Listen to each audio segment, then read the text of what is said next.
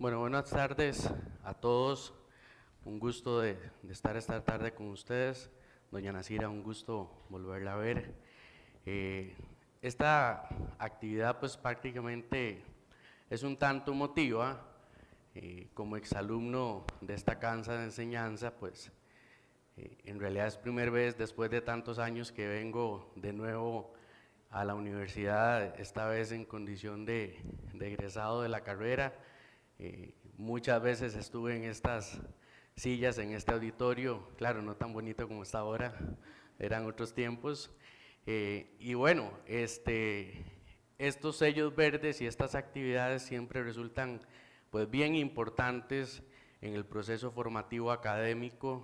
Y bueno, el tema que hoy nos convoca es un tema polémico, es un tema de interés país, es un tema que en los últimos tiempos pues ha suscitado pasiones y odios al mismo tiempo desde el punto de vista de la regulación económica en el derecho administrativo. Hoy en día los temas en materia de regulación económica cada vez cobran mayor preponderancia en el derecho. El tema de Uber es apenas uno de los tantos fenómenos que hoy en día la regulación económica nos impone, y quizá pues desde luego ha sido el que más polémica ha generado, y de ahí que entonces un poco la mecánica del día de hoy es poner en contexto cuál es el tratamiento regulatorio que debería tener las economías colaborativas en nuestro ordenamiento jurídico, cuál ha sido la experiencia en derecho comparado, porque este es un tema que en otros sistemas jurídicos no ha sido o ha sido igualmente de complejo como lo tenemos hoy nosotros actualmente, y pues poder generar algún diálogo y debate, desde luego constructivo, entre todos nosotros. De ahí que si alguno a mitad de conferencia quisiera interrumpirme, no voy a tener inconveniente en ello. Más que la típica ponencia magistral, un poco la dinámica es pues poder tener un debate crítico y argumentativo también entre todos nosotros. ¿Alguna aclaración previa? Esta ponencia particularmente la doy a título personal, no la doy en mi condición de encargado de regulación económica en la empresa de servicios públicos de Heredia. Hago la aclaración porque la ESPH es un operador de servicios de telecomunicaciones en el mercado nuestro, y es importante pues que no se interprete que esto es una posición de ESPH como operador de telecomunicaciones. Un poco la mecánica que vamos a trabajar hoy va a ser, bueno, unas apreciaciones generales en torno a qué son las economías colaborativas, a qué responden, de dónde surgen, cuáles son los principales mitos regulatorios que en el caso propiamente de Uber se destilan en nuestro país, tanto mitos desde el punto de vista del derecho de competencia, como también dentro del punto de vista del derecho administrativo en lo que concierne propiamente a lo que es la regulación económica.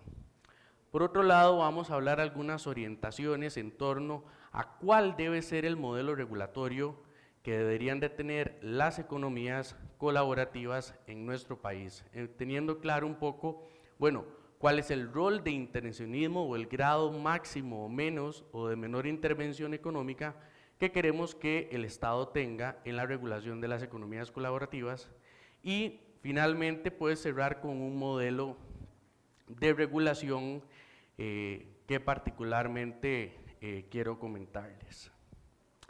Bueno, algunas ideas un tanto iniciales que quisiera comentarles, y es, bueno, ¿de dónde surgen las economías colaborativas? ¿A qué responden? Ustedes y yo, y doña Nasira también, pues estamos siendo actores de primera línea de lo que el fenómeno disruptivo nos impone.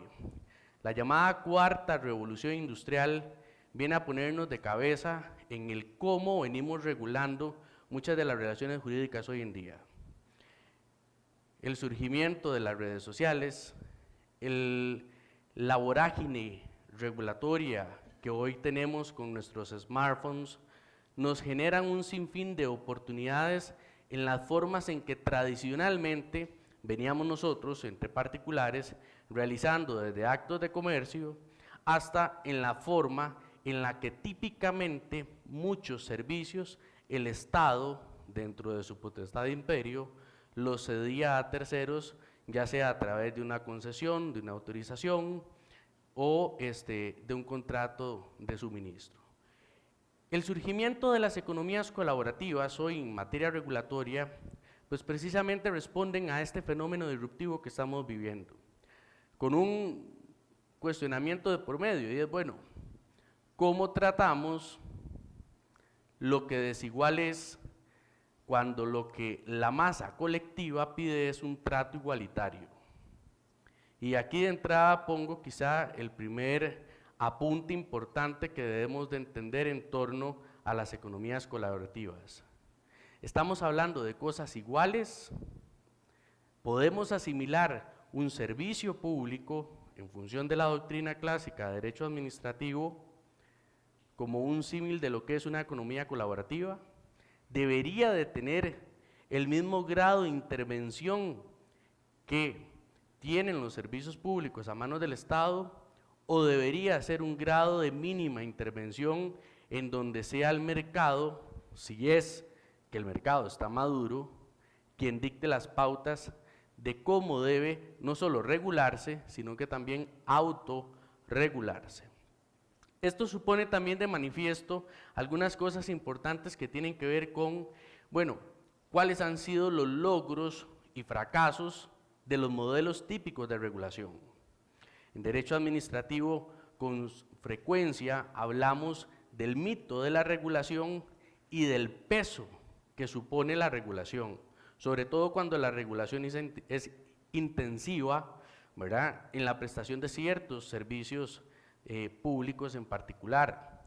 No podemos comparar el peso regulatorio que tiene, por ejemplo, la prestación de un servicio público esencial, como pueden ser los servicios de salud, frente a las actividades económicas de interés general, como podrían ser la educación privada en este caso, ¿verdad? El problema es que también aquí en nuestro país cometemos el error de que seguimos hablando de servicios públicos en función de la teoría clásica del derecho administrativo de Roberto Dromi de los años 80 y hemos dejado de lado algunos conceptos que en doctrina regulatoria en España y en Europa han venido cambiando al hablar de más allá de servicio público esencial o no esencial, sino empezar a hablar de servicios de interés económico general o las public utilities que en el derecho anglosajón, sobre todo en los Estados Unidos, pues utilizamos. Aquí todavía nos amarramos al concepto de si es un servicio público esencial, no esencial, o si es una actividad de interés económico general, o una actividad pública o privada con intervención estatal. Es decir, conceptualmente nos hemos venido enredando un poco y es un poco lo que queremos a partir de esto, pues cambiar algunas cosas. Esta filmina nos refleja un poco lo que el cambio regulatorio en los últimos años ha implicado el fenómeno disruptivo. Podemos decir que el teléfono, en su versión más clásica, dio pie a lo que hoy llamamos como las comunicaciones end-to-end, o cifrado uno a uno. Podemos decir que el correo en su momento fue lo que hoy nos dio paso a una digitalización de contenidos a través del email y finalmente la televisión nos dio paso a lo que hoy vivimos, que es un proceso de democratización y digitalización de los contenidos electrónicos. Esto nos lleva a hablar de un concepto altamente importante y es el concepto de convergencia. El teléfono móvil que conocimos en la década de los 90 no es el smartphone que hoy ustedes y yo tenemos. Hoy en día la convergencia nos permite tener en un único dispositivo voz, datos y contenidos. Y cada vez el fenómeno disruptivo hace que el teléfono y el móvil, su función principal, que era hacer llamadas y comunicar a las personas, esté sustituyéndose por labores cada vez más complejas. Con el teléfono trabajamos, con el teléfono compramos cosas en Amazon, eBay y algunos hasta en Wish, ¿verdad? Con el teléfono podemos tirarnos el capítulo de Designer Survivor o Suits, ¿verdad? En Netflix. Con el teléfono hoy podemos realizar una serie de actos de comercio y sobre todo con el teléfono y los smartphones hoy manifestamos un pleno ejercicio a la libertad de empresa. Bueno, el modelo regulatorio en materia de telecomunicaciones en los años 90 no preveía la transición que iban a tener los terminales móviles a lo que hoy conocemos como smartphones. Hace 10 años los operadores de cable no visualizaban la llegada de Netflix. No pensábamos desde el punto de vista de la televisión por suscripción que iba a aparecer una plataforma digital que iba literalmente a poner en punto de jaque a los proveedores de servicios de televisión por suscripción. Y estos procesos de disrupción tecnológica traen consecuencias, y la principal consecuencia la encontramos en el usuario. El usuario hoy es un usuario cada vez con gustos más refinados, es un usuario al que no se le seduce fácilmente ofreciéndole una grilla de canales con 183 canales y una caja digital que parece un VHS. No, el usuario hoy se siente complacido si tiene alta velocidad para navegar y que todas sus transacciones las realice con facilidad. Incluso la materia regulatoria hoy, hasta en la acera de lo constitucional, nos obliga a ya abandonar el concepto de el acceso al Internet como un derecho fundamental y empezar a hablar de la banda ancha como un derecho fundamental. Porque a mí de nada me sirve que el Estado me garantice acceso al Internet si tengo una velocidad al estilo RAXA de los años 90, en donde había que tener 2 líneas telefónicas, una para el Internet y otra para las llamadas que entraban a la casa. Bueno, eso mismo está sucediendo hoy en el concepto clásico de prestación de un servicio público. Estará incidiendo el fenómeno disruptivo en la forma clásica de intervención del Estado en cómo tenían que ser prestados los servicios públicos. Pues desde luego.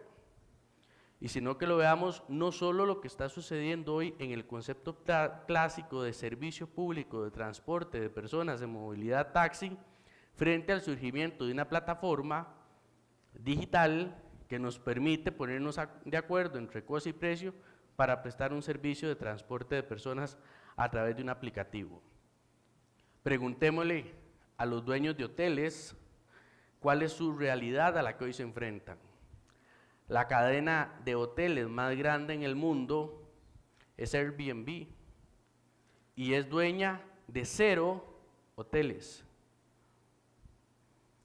La cadena de transporte de carros más grandes en el mundo es Uber y es dueña de 0 vehículos. El centro comercial más grande del mundo es Amazon. ¿Y cuántas tiendas de retail tiene? Ninguna. Meses atrás veíamos cómo Toys R Us, Sears y las grandes cadenas de tiendas de retail en Estados Unidos están cerrando, porque el patrón de consumo de ustedes y mío también ha cambiado. Así como nos da pereza ir a hacer una transacción al banco, nos da pereza ir a comprar a la tienda. Y nos jugamos con nuestro buen ojo clínico para cerciorarnos que la ropa que estamos viendo en la talla que nos ofrece la plataforma nos va a llegar y nos va a quedar sin problema. Bueno, ¿qué le está sucediendo al sector financiero hoy con la fintech? ¿Verdad? Con formas de intervención de prestación de servicios financieros ajenos a los modelos clásicos de regulación por parte de las superintendencias, en el caso nuestro de SUGESE y de SUGEVAL. ¿Cuál fue la estrategia en los años 90 y del 2000 en este país del Banco Nacional en su momento? El mejor banco era el que tenía más sucursales en todo el país, porque todos teníamos la necesidad imperiosa de ir a hacer trámites a la sucursal bancaria. Hoy a mí no me interesa cuántas sucursales tenga mi banco. lo que me interesa es qué tantas transacciones me permite su portal electrónico hacer sin tener que salir de la casa, de la oficina, o hacerlas hoy en día del celular. Bueno, eso mismo le está pasando a los servicios públicos clásicos, y entonces, ¿cómo entender en esta introducción qué es una economía colaborativa? Hay una definición acá muy simple que nos permite describirla de esta manera, como un sistema económico en el que se comparten e intercambian bienes y servicios a través de plataformas digitales. Hay una definición que quisiera leerles de un buen amigo venezolano, gran conocedor del derecho administrativo regulatorio, que es el profesor Víctor Hernández Mendible, en donde nos da una definición de servicios en convergencia, abre comillas, son aquellos que son producto de la mezcla e integración de las nuevas tecnologías y que producen la aparición de nuevos servicios. Esta definición de servicios de convergencia es lo que nos tiene acá, porque estos conceptos de convergencia es lo que hoy nos ha permitido estar enfrente de esta realidad. Las economías colaborativas, ¿cómo han evolucionado en la línea del tiempo? Primero, con una necesidad de conectarnos para compartir información. Fue el típico caso del surgimiento del correo electrónico. En lo que ocupábamos simplemente eran agilizar las comunicaciones, porque la carta o el telegrama, que yo creo que hoy en día solo el MEP lo sigue utilizando, ¿verdad?, no nos era tan funcional en cuestión de tiempo. Lo segundo, conectar personas entre sí, y aquí empezamos, no sé si recordamos, aquella plataforma de mensajería que era el SMS, y luego el ICE, en su ola de crecimiento, nos anuncia el MMS. Entonces ya podíamos enviarnos una foto por mensaje de texto y era un asombro maravilloso, ¿verdad? Luego tenemos una evolución distinta donde empiezan a surgir redes sociales, comunicaciones end-to-end, plataformas con encriptación y cifrados de datos que nos permitían una mayor volumen transaccional de datos con pesos más bajos, y entonces nos permitían velocidades más inmediatas. Y entonces aquí encontramos un tercer fin, que era ya el compartir pensamientos e información diariamente a través de un Twitter, a través de un hashtag, a través de un like, ¿verdad? Y todo lo que empezamos hoy en día a hacer sin mayor problema.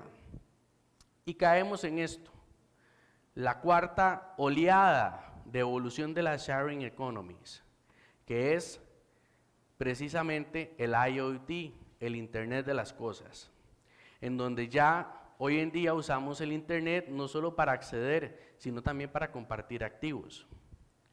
Y entonces ya tengo un carro que me dice, viene 15 minutos atrasado para estar a las 5 en Ulacit, ¿verdad? Tengo una plataforma que me dice, toma la mejor ruta y se ahorra 3 minutos. Tengo una refrigeradora inteligente que me dice, usted hace 3 semanas compró estos productos en automercado, ya se supone que debió haber hecho refill de tales y tales y tales productos. Y el aplicativo me dice, si tiene la tarjeta de autofrecuente, entonces le dejamos de nuevo las compras de su última compra efectuada en la puerta de su casa. Y todo también los problemas que supone no solo el IoT, sino también la inteligencia artificial, ¿verdad? En materia jurídica, ya lo vemos con lo que hoy está sucediendo con Watson de Cognitiva e IBM, ¿verdad?, que tiene la capacidad de razonar jurídicamente, que no es un motor de búsqueda como Google, ¿verdad?, o Mozilla, no, sino que literalmente es un paralegal virtual, ¿verdad?, y hasta mejor que más de un colega con su habilitación para ejercer esta profesión. Y con una capacidad de razonamiento jurídico de un 99.3%, con aplicaciones también en la salud, en la industria agroalimenticia. Y frente a este paradigma, bueno, ¿qué hacer? ¿Qué hacer? Porque la respuesta tiene que ser jurídica en primera instancia, porque es un tema regulatorio en donde el Estado y el derecho no puede quedarse ajeno a la discusión. Por eso es que la discusión de estas economías colaborativas no termina de ser tan feliz. Ciertamente nos están resolviendo la vida en un sinfín de cosas, pero no vamos a llamarnos a engaño en el sentido de que suponen un reto importante para encontrar una respuesta jurídica adecuada. Hay algunos economistas incluso que dicen que hay ciertas plataformas de economías colaborativas que en su esencia no son tan colaborativas porque ya son realmente grandes conglomerados empresariales, como el caso de Uber, de Airbnb, de Cabify, de BlaBlaCar, que han logrado tener un raigambre tan grande y en tantos países, pues que más que ese principio de mutuo auxilio y ayuda y beneficio entre dos partes, está cada vez generando un lucro de dimensiones altamente antagónicas. ¿Cuáles han sido las consecuencias del fenómeno disruptivo? Y aquí es donde quizá de entrada al Estado le cuesta entender una realidad, y es que el modelo de regulación histórico fracasó. Fracasó tanto que es un modelo regulatorio que olvidó lo más esencial, y es poner en el eje de toda regulación al usuario y al consumidor final. Si yo les pregunto a ustedes, ¿cuántos hoy en día son usuarios solamente de Uber? Levántenme la mano. Ustedes son usuarios que dejaron de usar por completo el servicio de taxi. ¿Cuántos siguen usando taxi? 3, 4. ¿Y cuántos se debaten a dos aguas y bueno, primero Uber, si no encontré un Uber, pues ni modo, me monto en un taxi o viceversa? Y todavía jugamos a dos aguas. ¿Cuántos? ¿Y por qué dejamos de usar el servicio de taxi, que es un servicio público, que nos lo da el Estado, que se supone que como es servicio público el Estado tiene una mayor injerencia en la fiscalización del cómo se presta ese servicio, y nos hemos aventurado en montarnos o ser usuarios de una plataforma en la que el Estado no tiene intervención alguna? La clave está en la experiencia de servicio.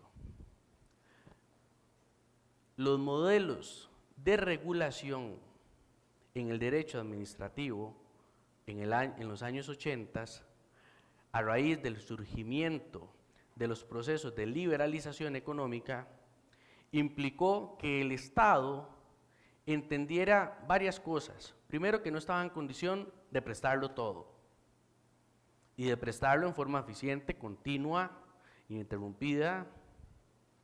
Segundo, que el peso de la regulación que muchas veces el Estado impone resulta costoso. Costoso no solo para el proveedor del servicio, sino costoso para el usuario. Porque quien presta el servicio, al final es un empresario, y nadie presta un servicio para perder. Y los costos que la regulación me imponga, alguien tiene que pagarlos. Y ese alguien se llama usuario, se llama consumidor, porque el empresario no va a perder.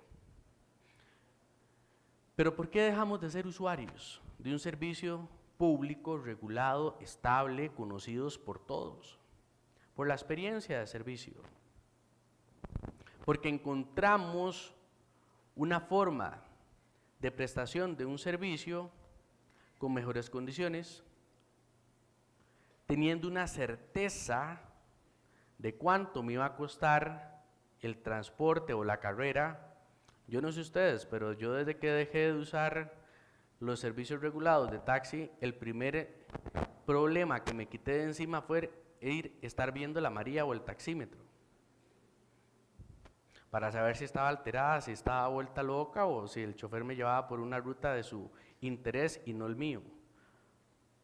El primer elemento desde el punto de vista regulatorio que se quita con una plataforma de servicio colaborativo es precisamente la asimetría de información. Ahorita que veamos más adelante las razones que justifican la regulación, muchas veces es las asimetrías de información. ¿En qué sentido? En que hay información que no necesariamente es clara para el usuario, hay información de costos que tampoco el Estado tiene claro, y entonces por eso aparecen los entes de regulación encargados de precisamente reducir los márgenes en asimetría de información. Bueno, en este caso, la principal asimetría de información que el usuario tiene que lidiar en un servicio regulado es ¿cuánto me va a costar? Porque no lo sé. Lo que tengo nada más es una tarifa plana, fija, determinada por el Estado, pero que puede variar en función de factores externos sobre los cuales yo no tengo control. Que el taxímetro esté alterado, que el taxista decida usar la ruta más larga o en la que hay más presa. ¿Qué sucede en una plataforma como Uber, Cabify, BlaBlaCar? El precio ya está pactado de previo. Ustedes y yo sabemos desde antes de montarnos cuánto nos va a costar la carrera o el traslado de punto a punto.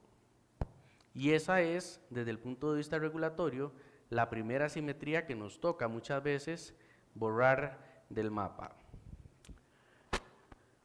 Pero además, esta consecuencia de efectos disruptivos ha provocado varias consecuencias importantes. Lo primero es un mejoramiento en la oferta de mercado. No vamos a ser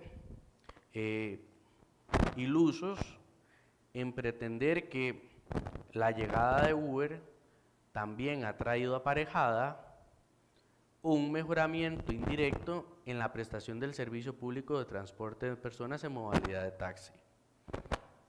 Ya encontramos algunos taxistas que ofrecen un mejor servicio, tienen sus vehículos en mejores condiciones, ya algunos dan mentitas también, ¿verdad? Ya mandaron a cambiar el aire acondicionado de sus unidades para que no soplen polvo y soplen vehículo. Es decir, ciertamente la competencia es sana. ¿Qué pasó en este país antes del año 2008?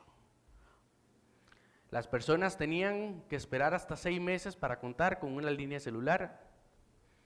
Había que dejar un depósito que superaba hasta los 60,000 colones.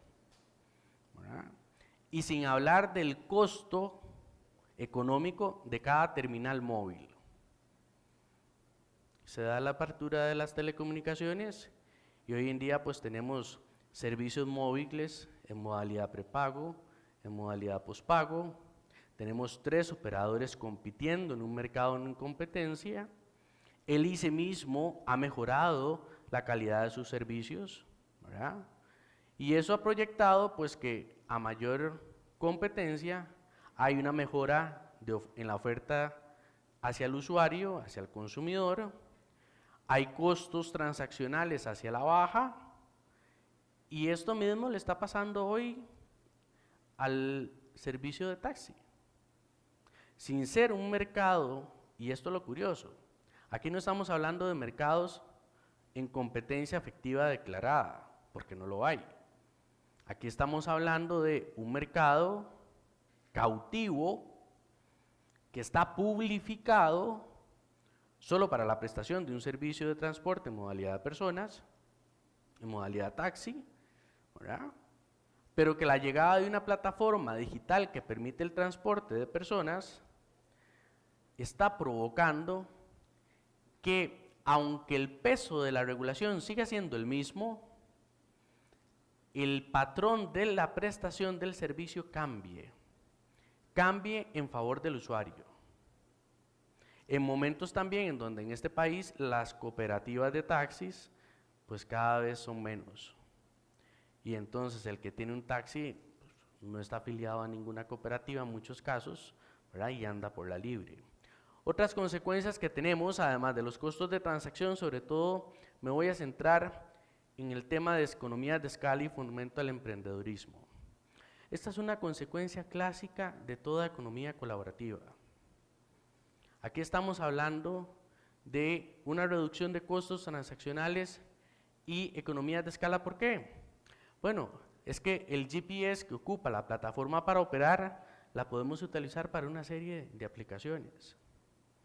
No hay costos diferenciados que yo tenga que trasladarle al usuario o al socio conductor de la plataforma o al dueño del vehículo.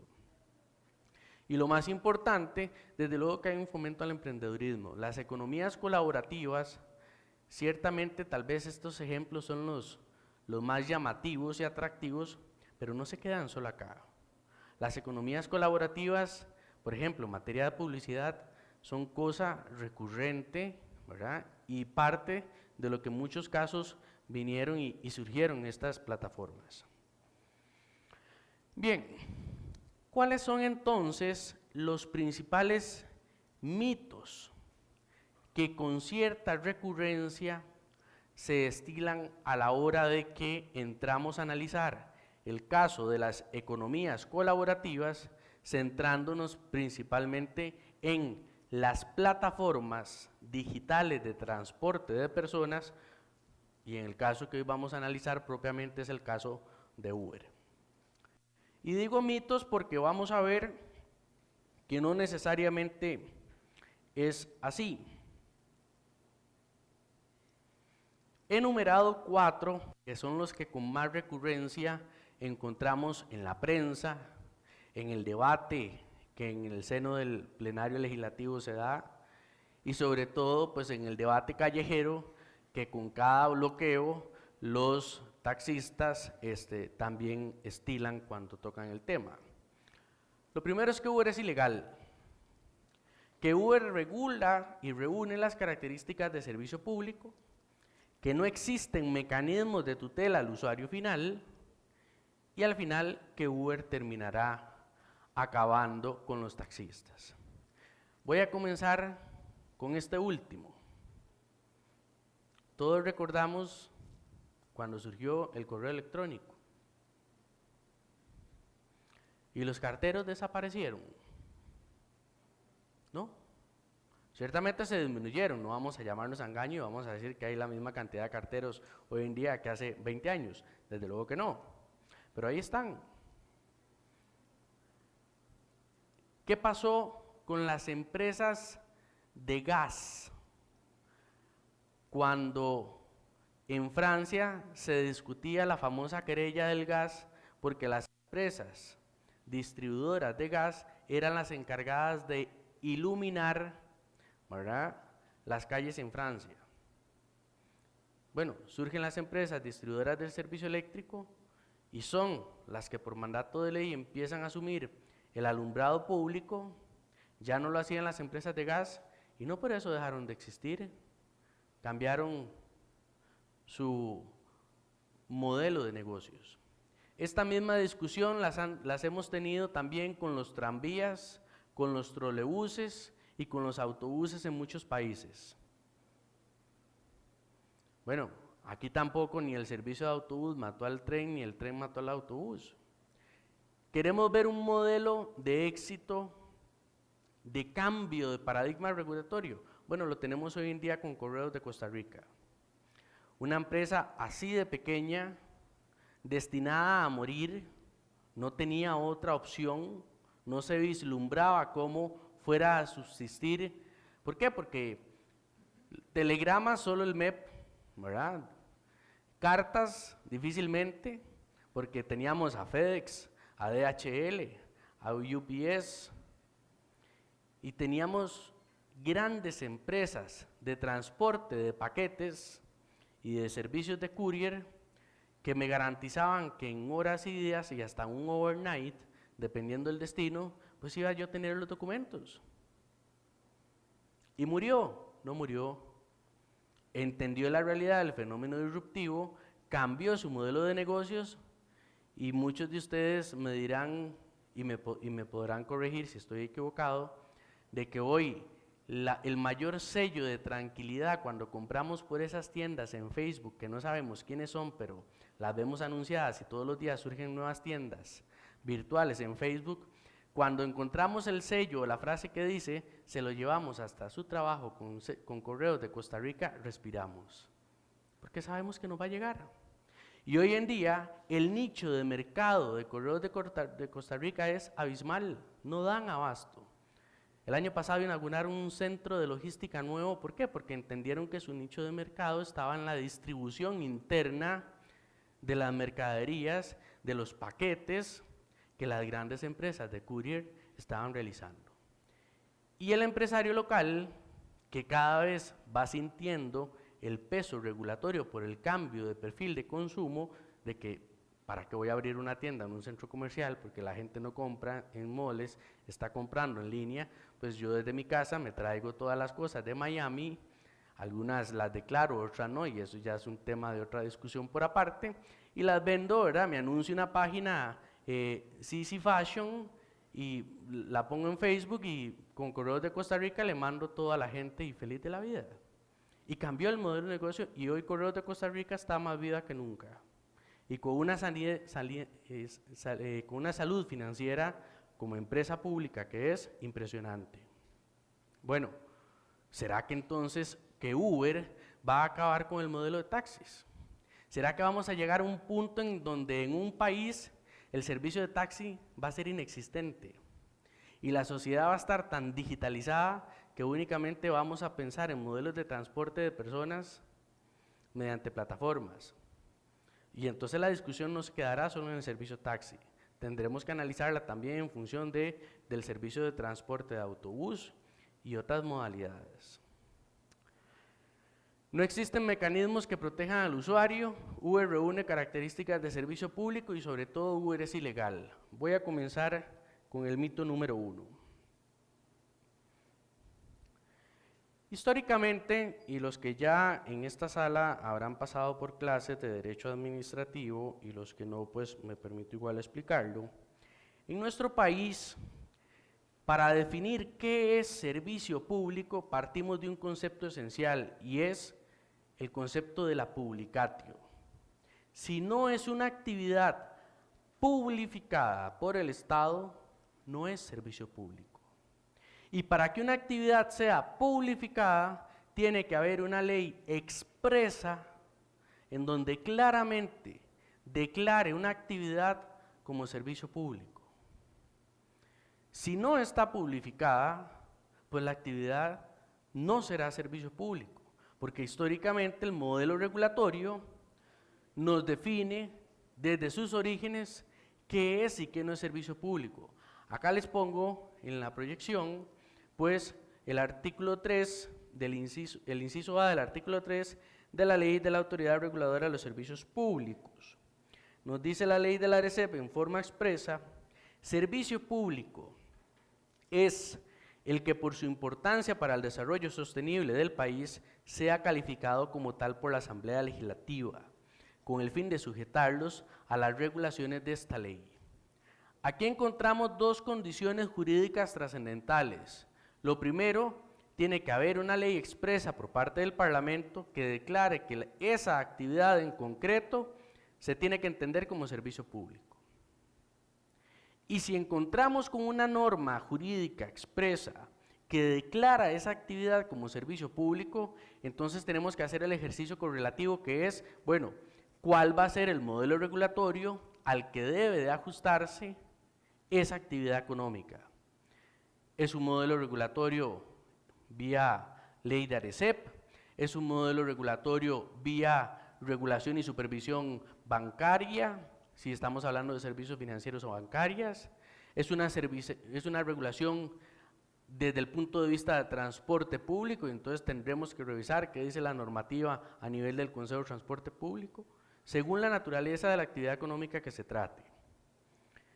Digo esto por lo siguiente. Bueno, la gran pregunta es, ¿cuál es la norma que declara el servicio de transporte privado de personas mediante plataformas digitales como servicio público?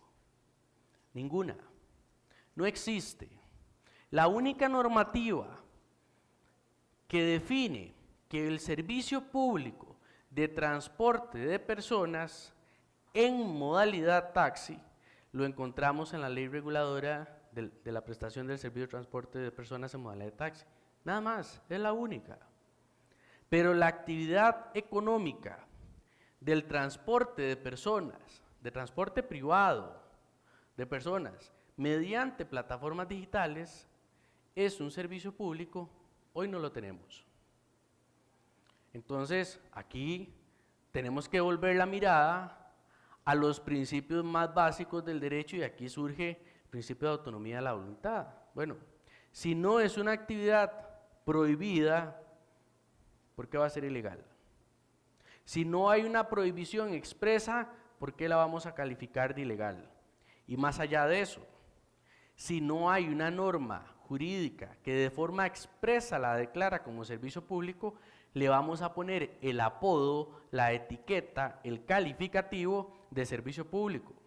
Podemos debatir en esta noche cómo la llamamos, qué nombre le ponemos, pero si creemos y consideramos que debe llamarse servicio público, entonces pensemos en hacer una reforma legal que declare en forma expresa que Uber es servicio público. Y si eso se da, pues fin de la discusión, porque estaríamos frente a una actividad económica declarada como servicio público porque el Estado tiene un interés directo en publificarla. Esto me lleva también a una frase de Thomas Hobbes, que es bastante importante hacer referencia en su obra, en su magnífica obra de Hobbes en el Leviatán, donde nos dice: las libertades dependen del silencio de la ley, es decir, donde la legislación del soberano no existe, nacerá la libertad. Esta frase nos lleva también a poner en contexto lo siguiente: bueno, si no es una actividad publificada, es una actividad permitida. Si no hay prohibición, no tiene por qué mutilarse la libertad de empresa.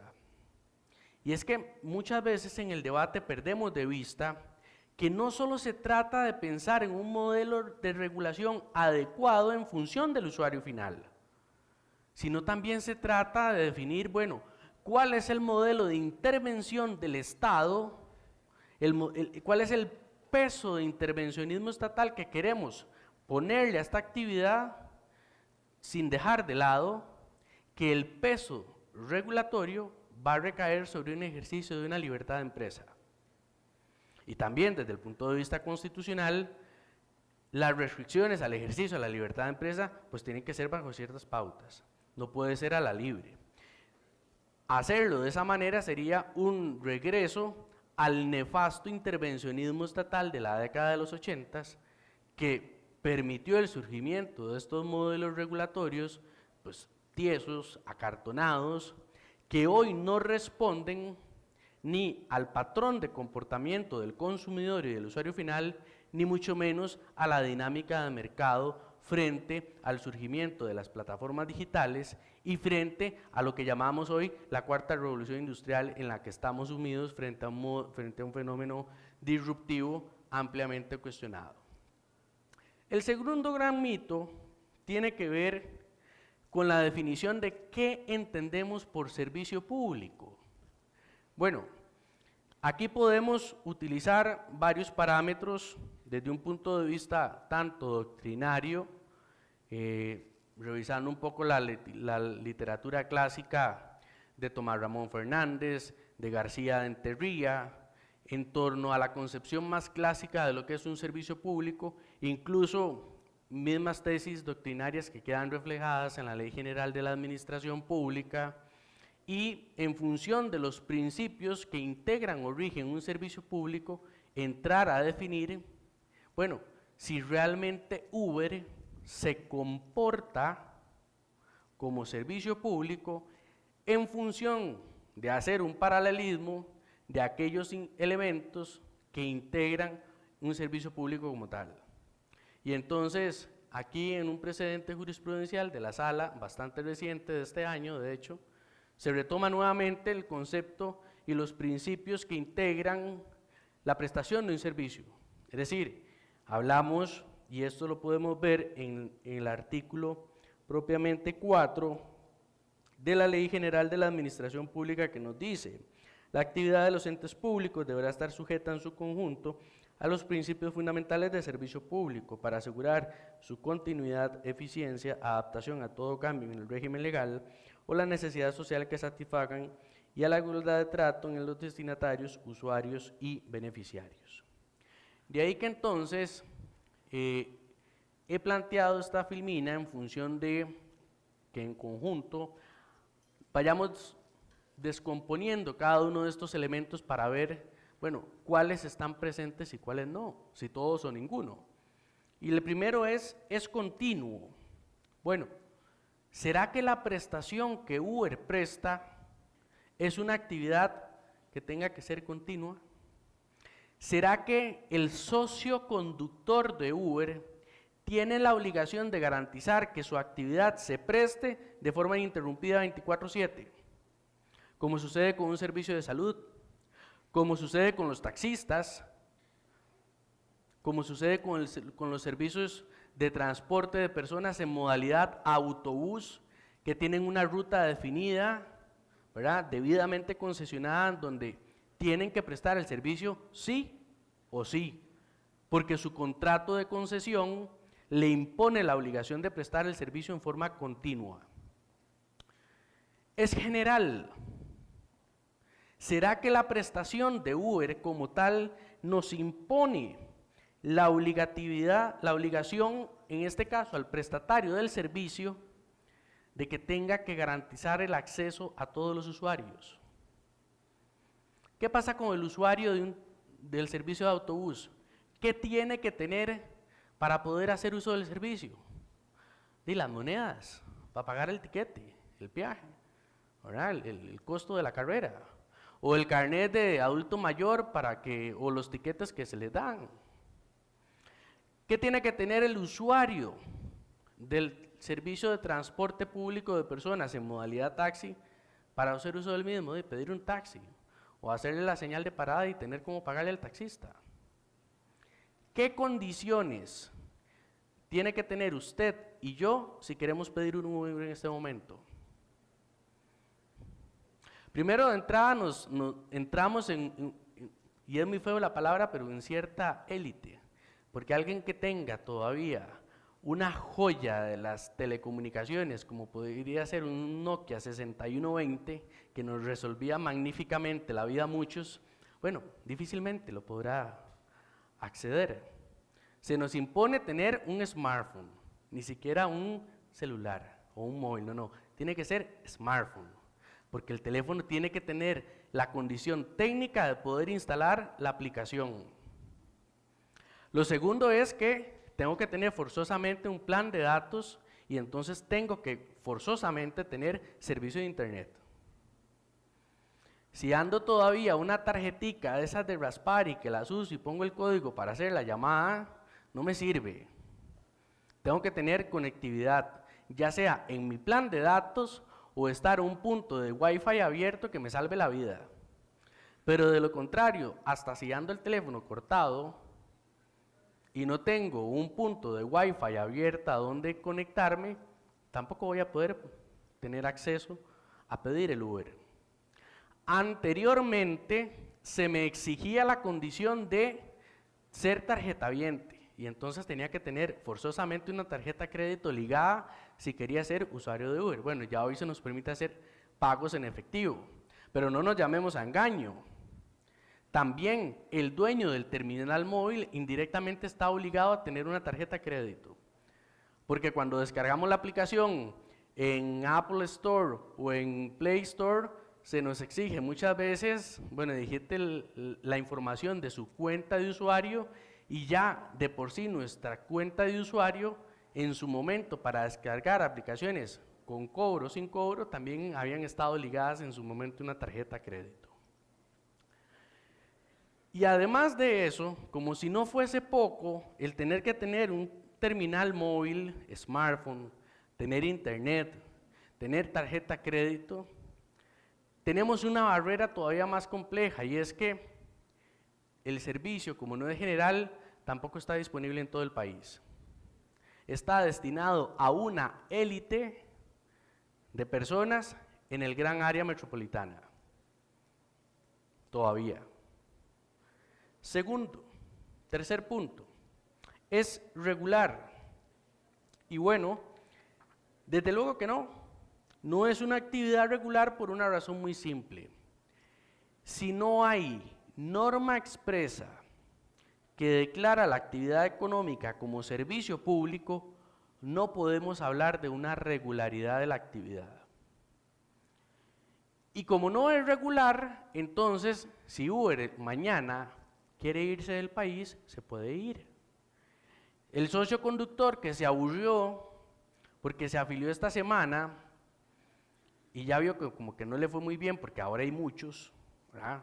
Somos el país de América Latina que tiene más socios conductores actualmente, 20,000 socios conductores, ¿verdad? Somos el país de los más pequeños, pero con más socios conductores incorporados en la aplicación, tanto así que esta semana llegó otra aplicación o otra plataforma digital de transporte que es Bigo, de origen francés, precisamente por lo atractivo que se volvió Costa Rica en el fenómeno uberiano, pues que ahora Bigo vio muy atractivo pues también venir a instalarse.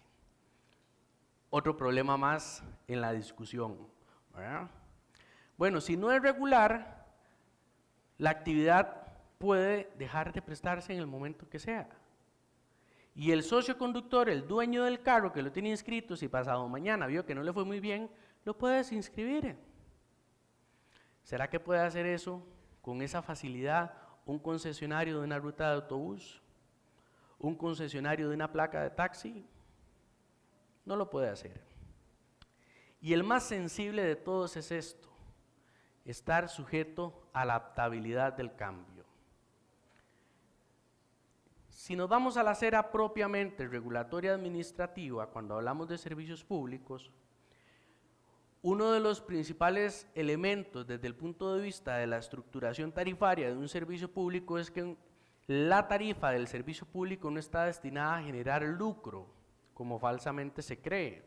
Es decir, ni el ICE, ni el AIA, ni la SPH, ni JASEC, ni ninguna empresa que preste el servicio eléctrico o el servicio de distribución de agua potable con su tarifa lucra, porque no puede haber el lucro en la prestación de un servicio público.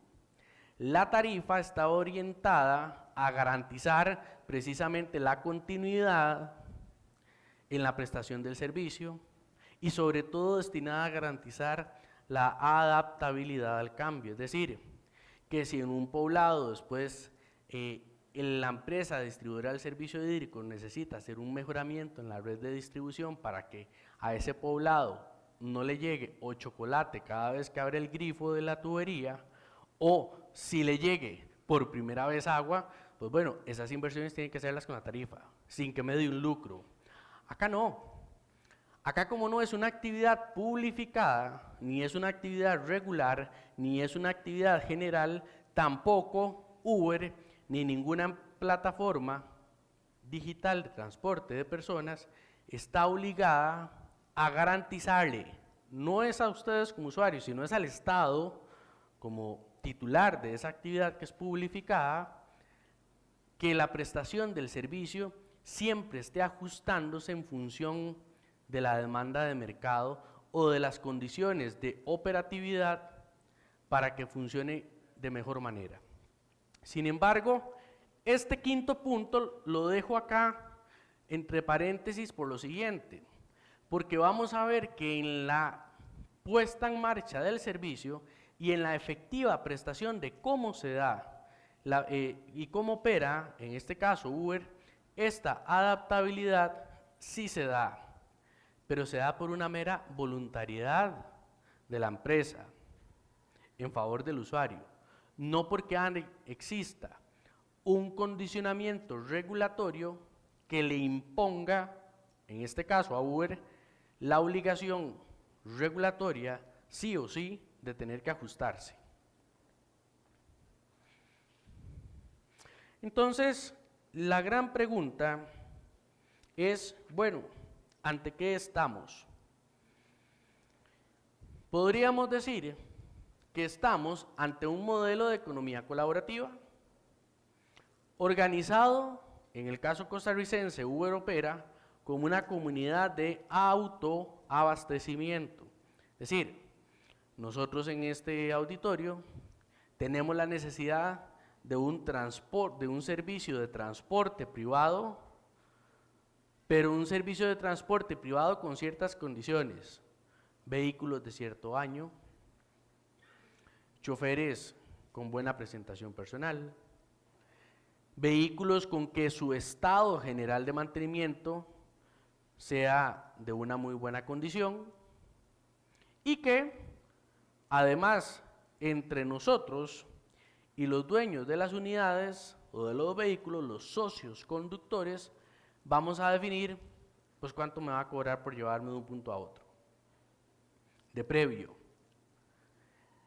Y es una comunidad de autoabastecimiento, ¿por qué razón? Porque es que es una necesidad que estamos solventando entre nosotros. No nos la está solventando el Estado. El Estado lo único que tiene que garantizarnos a nosotros, ¿qué es? Un respeto a la libertad de empresa, nada más. Un respeto a la libertad de tránsito si no hay situaciones dentro de los parámetros constitucionales que permitan una limitación temporal al ejercicio de la libertad de tránsito. Y sobre todo, que en forma no generalizada, y esta condición se la agrego de no generalizada, por lo que vimos anteriormente, de que no está disponible a todos, basados en una plataforma digital. Esta definición en nada guarda relación con el concepto clásico de servicio público de transporte de personas en modalidad taxi. No guarda relación, primero, no es general, no es continuo, no está sujeto a la adaptabilidad y más aún no es una actividad económica que a hoy haya sido publificada de forma expresa. Esto entonces, en palabras del gran maestro del derecho administrativo español y sobre todo de la regulación económica, tal cual hoy la entendemos, don Gaspar Ariño Ortiz, nos obliga a repensar en nuevas formas de intervención estatal. Nos obliga a reconocer que el modelo clásico de intervención regulatoria del Estado frente al modelo disruptivo tiene y debe que ser distinto. ¿Distinto para qué? En primera instancia, para tutelar los intereses de ustedes y míos. Es decir, los intereses de nosotros como usuarios finales y como consumidores. Y en paralelo, garantizar la libertad de empresa que está de por medio para los dueños de las plataformas que están realizando una actividad económica que no es ilícita, pero que no es servicio público. Esto obliga entonces a pensar de una forma distinta, bueno, ¿frente a qué estamos? ¿Frente a qué estamos? Clásicamente en doctrina hemos venido probando y demostrando con el paso del tiempo que el exceso de intervencionismo estatal muchas veces termina mutilando la libertad de empresa. La regulación no es mala, y esto, por favor, quiero que quede muy en claro. Aquí no vengo a decir que entonces para todas las actividades no tiene que haber regulación. Sería una torpeza inmensurable de mi parte. No, la regulación es necesaria y hay actividades tan esenciales, tan neurálgicas y tan sensibles en donde el Estado tiene forzosamente que regularlas para tutelar una serie de factores. Ahora, eso no implica que entonces toda actividad tenga que ser regulada o que no existan algunas actividades que por su trascendencia no tan relevante pueda el Estado dejarlas al mercado en una libre competencia y que el mercado termine autorregulándose si es que el mercado pues tiene un nivel de madurez idóneo para determinar esto. ¿Por qué hoy estamos con este tema vueltos de cabeza? Bueno, y perdón con el ejemplo que tal vez voy a poner, pero eso es como cuando se nos muere un familiar y después nos regalan la ropa del difunto. Bueno, no siempre nos va a quedar bien. Tal vez el traje no me va a entallar adecuadamente. Y entonces de ahí sale aquella expresión en el adagio popular de que estaba muerto el grande, estaba grande el muerto cuando se pone un traje que no le entalla adecuadamente. Bueno, que no nos pase eso con un modelo de regulación. Que no pretendamos imponer reglas de regulación a algo que parece servicio público, de pronto puede comportarse como servicio público, pero no es servicio público. Eso es como aquella expresión de tiene cola de pato, tiene plumas de pato, pero no termina diciendo cuá cuá al final. Entonces no puede ser un pato, ladra, aúlla, aunque parezca un pato. Entonces algunos dirán, ¿es un ornitorrinco? Bueno, probablemente. Pero es labor, y estos foros son por eso tan importantes, para poder poner en un adecuado contexto frente a qué estamos. Y lo cierto es que ante los ojos se comporta como un servicio público, porque en su práctica decimos, bueno, pero es que igual la persona pide un taxi, pide un Uber, se monta en un taxi, se monta en un Uber, hay un precio, tarifa que pagar en el taxi o en el Uber, sí, pero ya cuando entramos a desmenuzar en esa labor acuciosa y aguda de cuáles son los elementos que deben estar presentes, empezamos a encontrar diferencias regulatorias desde el punto de vista jurídico diametralmente distintas. Esto entonces nos obliga a pensar en palabras de un ex profesor mío, a quien le guardo muchísimo aprecio, don Ricardo Rivera Ortega, actual rector de la Universidad de Salamanca. Bueno, ¿por qué regular y para qué regular? ¿A qué responde la regulación? Y sobre estas dos preguntas, que no son mías, son de don Ricardo y me atrevo con la humildad del caso a parafrasearlas, pues quisiera que encaucemos la resolución a este tema. Bueno, ¿bajo qué parámetros resulta necesario regular? ¿Y cómo entonces deberíamos regular algo, insisto, que se comporta como servicio público, pero que en su esencia no lo es? ¿Por qué regular? El profesor José Carlos Laguna de Paz de la Universidad de Valladolid, en una magnífica obra, se la recomiendo, se llama Derecho Administrativo Económico, es del 2016 la primera edición y del 2018 la segunda, nos plantea algunas líneas para orientar el debate regulatorio. Y lo primero que nos dice es que el mercado no funciona sin regulación. Ciertamente, no todos los mercados tienen la capacidad de comportarse por la libre. Eso es como que nosotros dijésemos, bueno, ¿qué es portarse bien? Hacer lo que nos da la gana. Ojo, depende, diremos todos, al unísono. Aquí nos puede pasar exactamente igual. Si dejamos que el mercado siempre ande por la libre, no siempre nos saldrá bien. Lo segundo es corregir fallos de mercado y prevenir daños. Establecer un régimen jurídico que permita la realización de actividades que no pueden darse en un régimen de mercado y garantizar derechos de carácter socioeconómico. Así las cosas, ¿por qué regular? Vamos a regular cuando la regulación se justifique como una forma de injerencia en lo privado siempre que sea necesaria y siempre que no mutile la libertad de empresa.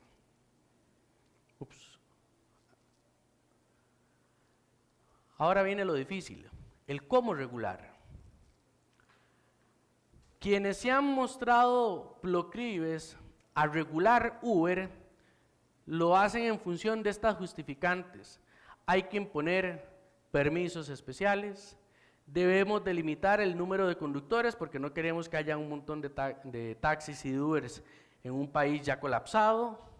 Tenemos que imponer mecanismos de fijación de precios, es decir, que Uber no fije los precios, que los fije el Estado.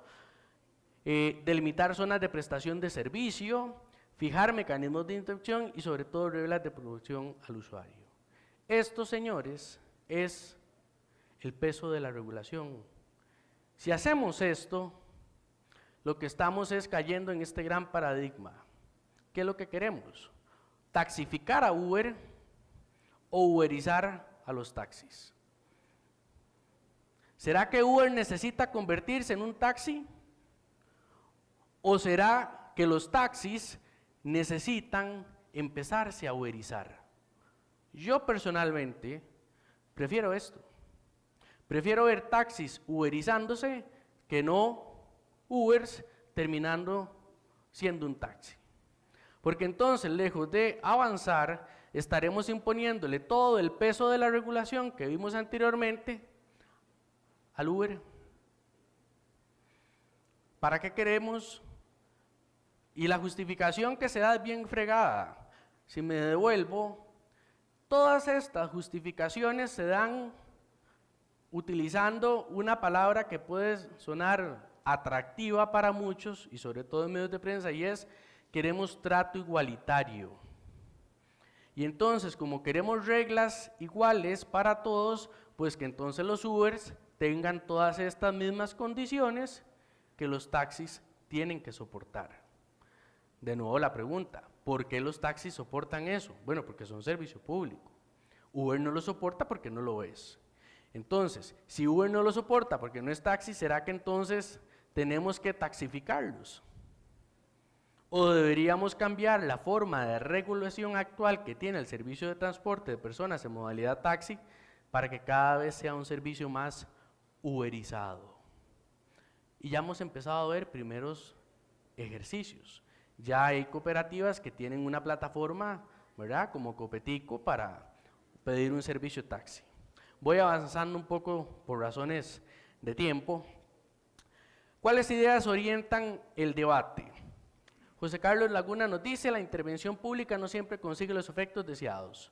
En el tanto supone la elección entre objetivos con frecuencia contradictorios. Bueno, esto no es otra cosa más que los llamados fallos de la regulación. Cuando le imponemos a una actividad económica todo el peso regulatorio y al final nos damos cuenta que el modelo no era el adecuado.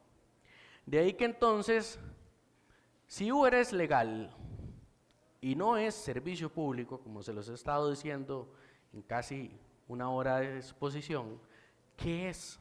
¿Frente a qué estamos? ¿O qué necesita para funcionar? Lo primero es entender que el usuario es la razón de todo servicio, sea servicio público o una actividad económica de interés general que no es servicio público. El usuario es la razón y el eje de todo sistema regulatorio. Y lo segundo es respetar la igualdad de trato, ¿cierto? Pero sin que implique no tratar como igual lo que es desigual, porque entonces sí estaríamos provocando una desigualdad lejos de un trato igualitario. ¿Qué reglas deberían de estar presentes?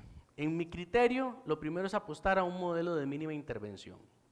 Es decir, un modelo de regulación en donde el Estado no pierda su rol de fiscalización de toda actividad económica sin que signifique la imposición de reglas de carácter ex ante. Es decir, reglas que de previo cualquier empresario u operador de un servicio tenga que cumplir para poder operar. Segundo, el Estado no tiene que por qué obstaculizar la dinámica natural de mercado y permitir la autorregulación, que es quizá el punto diametral en donde voy a llegar en estos últimos minutos. ¿Cuál debería de ser entonces la forma de tratar a las sharing economies y en este caso a las economías colaborativas de transporte de servicios de personas? La autorregulación. La autorregulación, nos dice el profesor vallisolitano Steve Pardo, que es una forma de regulación de carácter privada. Es decir, son reglas de operación y prestación de un servicio que no me las fija el Estado. Es el propio agente económico imponiéndose sus reglas. El mejor ejemplo de la autorregulación lo encontramos con las normas ISO. ISO no es ningún ente regulador internacional que tenga fuerza y vinculancia jurídica sobre los estados, no. Son las empresas que voluntariamente se someten a los procesos de certificación y de calidad que ISO ofrece, indistintamente si son entes públicos o si son empresas privadas. El que quiere se ajusta y se somete al procedimiento, y el que quiere no. Aquí es exactamente igual. ¿Qué pasa en un modelo de autorregulación? Bueno, es que como yo soy el dueño de la plataforma, yo soy el que necesito que mi plataforma sea lo suficientemente exitosa para que no le pase lo que le pasó en su momento a Kodak, ¿verdad? Para que no le pase lo que le pasó en su momento a aquella red social primitiva que hubo en los 2000 que se llamaba High Five, ¿verdad? ¿Lo recuerdan? Bueno, si queremos que esos fenómenos no ocurran, ¿cómo hacer para fidelizar al cliente? ¿Cómo hacer para garantizar que una plataforma digital, como las muchas que hay, mantengan su vigencia? Y viene dado por las reglas autorregulativas que deben de darse. ¿Qué propicia la autorregulación? Una mayor innovación, un paliativo ante una regulación acartonada que no sirve, que está desfasada con la realidad actual, pero sobre todo una mayor fidelización del usuario. Ustedes ahora al inicio yo les preguntaba cuántos eran usuarios de Uber y casi que el salón al unísono me levantó la mano. Bueno, y la respuesta la encontramos en esto. Nos sentimos a gusto andando en un vehículo de Uber, nos sentimos a gusto que nos pregunten, ¿quiere que le hable? ¿Quiere que me calle? ¿Quiere que le ponga el aire acondicionado? ¿Quiere que le baje la ventana?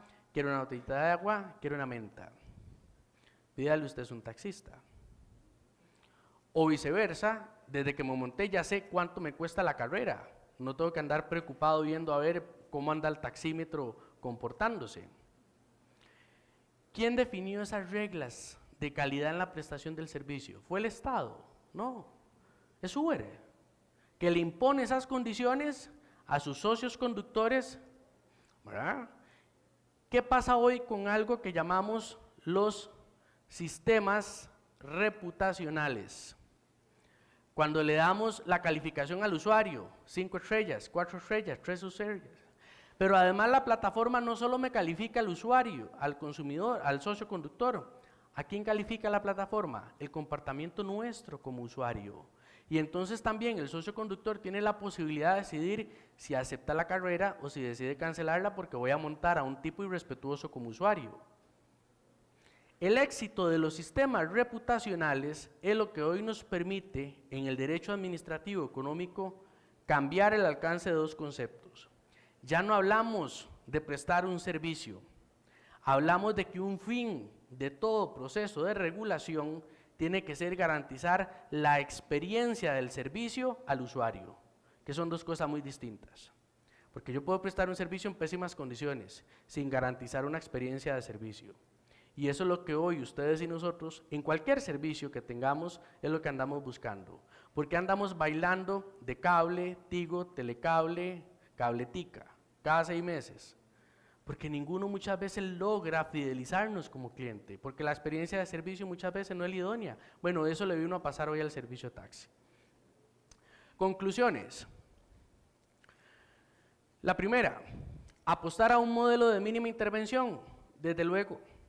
No podemos, en los modelos de plataformas de economías colaborativas, imponer los pesos de la regulación clásica, ortodoxa, de los años 80, que vienen desde la escuela francesa de Leon Duguid, ¿verdad?, con el concepto clásico de servicio público. Bueno, el fenómeno disruptivo hoy nos implica abandonar un intervencionismo tan intenso del Estado y pensar en una liberalización de actividades donde el Estado no pierda su potestad de fiscalización, pero con un carácter ex post o a posterior, ¿verdad? Y donde el empresario, el agente económico de mercado, fije las reglas de prestación del servicio, porque es el primer interesado en que su servicio no se debilite, porque al final es el que está sopesando sobre los hombros los costos que implican prestar el servicio, porque el Estado no le subsidia nada. Cierro con esta frase que a mí me encanta, del exsecretario de la SEC en los Estados Unidos, que engloba muy bien lo que debe ser no solo el fin de la autorregulación, sino también la transición después de la crisis del concepto de servicio público a finales de los 80s, y de hacia dónde el derecho administrativo, y sobre todo en su vertiente económica, debería de plantearse los modelos de regulación. Dejar al mercado tomar la dirección y al Estado tomar un rol subsidiario. El Estado guardará el fusil de caza detrás de la puerta, cargado, bien aceitado, limpio y listo para ampliarlo, en la firme esperanza de que nunca tendrá que usarlo. Bueno, eso es un rol de supervisión del Estado, pero sin que sea una supervisación previa, sino es un rol de fiscalización con un efecto más bien posterior, en donde la intervención sea solo si es necesaria cuando las reglas de mercado fracasan, y no más bien una intervención tan intensa que mutile las propias reglas de mercado. Bueno, esto ha sido presentación sobre el tema. No sé si alguien tiene alguna duda, pues con todo gusto la podemos abordar. Muchas gracias a don William por tan interesante disertación y compartir con nosotros